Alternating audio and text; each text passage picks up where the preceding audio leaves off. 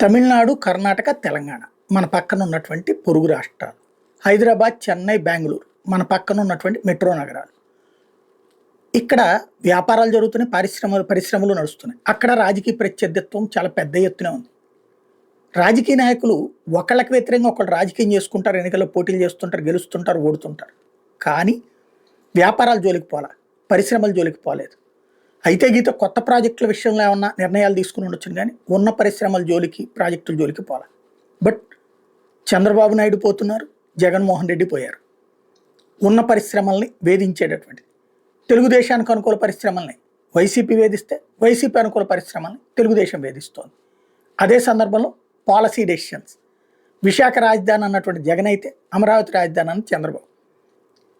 ఎంత భయం ఉందంటే స్వయంగా చంద్రబాబు గారు, పవన్ కళ్యాణ్ గారే చెప్తున్నారు కదా, పారిశ్రామికవేత్తలు భయపడుతున్నారు, అడుగుతున్నారు జగన్ వస్తే ఎట్లా మళ్ళీ రేపు పొద్దున అని అన్నటువంటిది. ఇప్పుడు రేపు జగన్ వచ్చాడు, వర్షాకి ఊరుకుంటాడా, వదిలేస్తాడా? What next? యాక్షన్ ఉండదా? కేసులు బెటరా?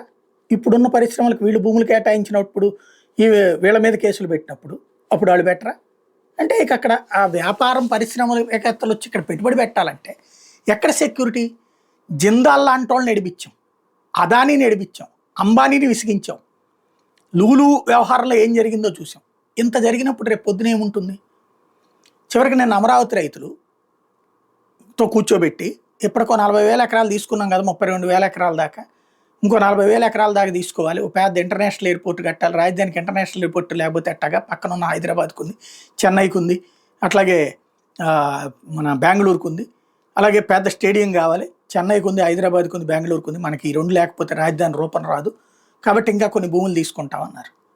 మేము ఇవ్వడానికి సిద్ధమే, కానీ ఏంటి నమ్మకం? క్రిందటిసారి 10 ఏళ్ల క్రితం తీసుకున్నటువంటి రైతులు ఇప్పటికే సఫర్ అవుతున్నారు. ఆ కౌలు డబ్బుల నుంచి తప్పించి ఏం లేదు. మధ్యలో ప్రభుత్వం మారగానే వాళ్ళు పక్కన పెట్టేశారు. రేపైనా ఎట్లాగా అంటే అదే ఇప్పుడు కేంద్రంతో మాట్లాడండి, మీరు దీనికి ఒక చట్టం చేయండి, ఇక జీవితంలో రాజధాని మారదు అనేటటువంటి నమ్మకం కలిగించండి అని అడుగుతుంది.